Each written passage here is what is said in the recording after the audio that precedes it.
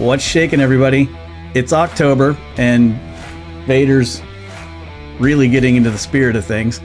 He's going to be dressing up all month for Halloween, so let's have some fun with it and give away a game. First, you got to subscribe to my channel. Second, leave a comment correctly guessing which costume Vader will be dressed in for next week's news. All of the correct guesses will be entered into a drawing, and the winner will receive Affected the Manor Complete Edition from the Quest store. That's all you got to do.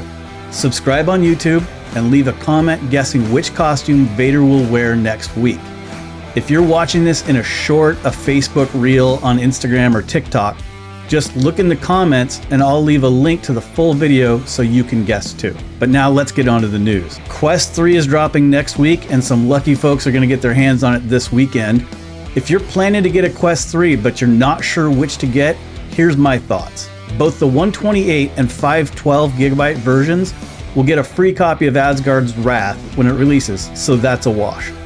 The 512 gig version will also get a 6-month subscription to Quest Plus. So if you're trying to decide which version to get, here's the way I would look at it. If you're mainly a PC VR player, you could probably get away with the 128 gig version because the games won't be stored on your Quest, they'll be stored on your PC. If you only use VR for fitness, there are just a few games that you're going to use, like Supernatural, Shadowbox, or Les Mills Body Combat. You'll be fine with a 128 gig version.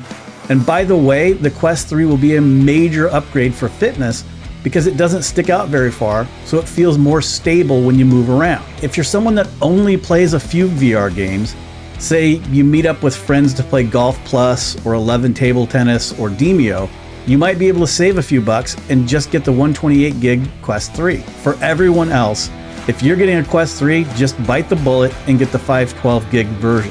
Game files are going to be much larger as time moves on, and you don't want to get stuck constantly having to delete a game in order to install the next game. Remember, the Quest 2 originally launched with a 64 gig version, and a short time later they had to discontinue it and sell a 128 gig for the same price. You don't want to get stuck there. That could happen with the Quest 3, but I do believe the 128 gig Quest 3 is a little more future-proof than the 64 gig Quest 2 was. I'm going to leave a couple Amazon links in the description and pinned comments for both versions. In more Quest 3 news, Quest 3 is going to have upper body tracking. It's going to use 2 side cameras that work together with other sensors and AI to track your torso, shoulders, wrists, and elbows. This is going to lead to much more accurate body tracking. That all sounds great, but the part that people are missing, and for some reason no one is talking about, is how this will improve controller tracking by a lot. Follow me here.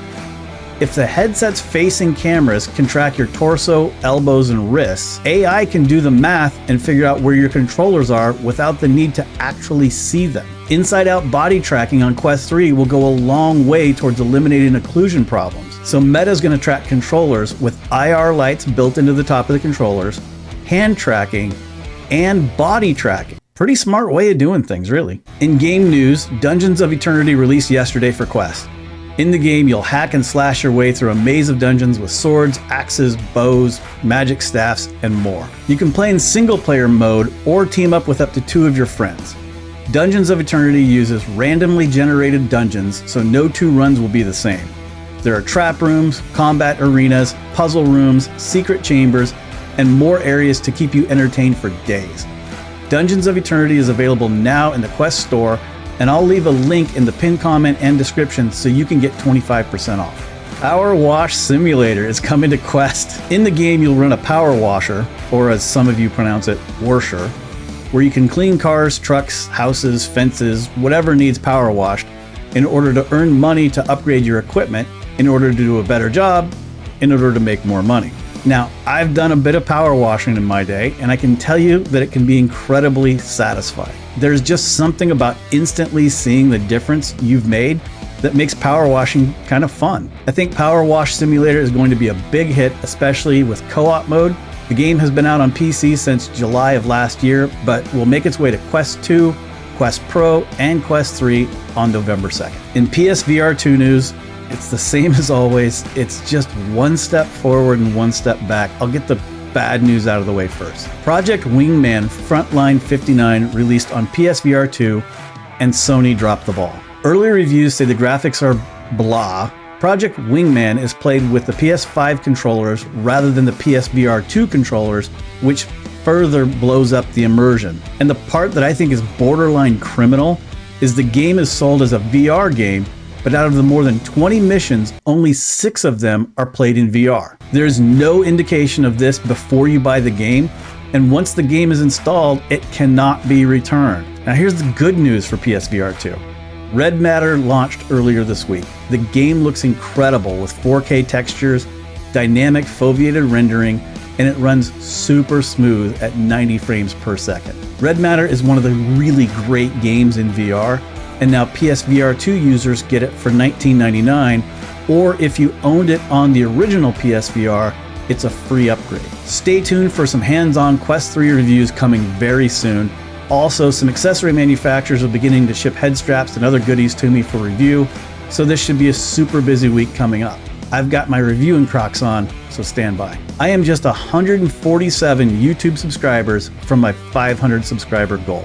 When we get there, I'll be giving away 65 VR games to subscribers. So invite all your VR-loving friends, because the faster I get to 500, the faster you get your games, and we can move on to a bigger giveaway.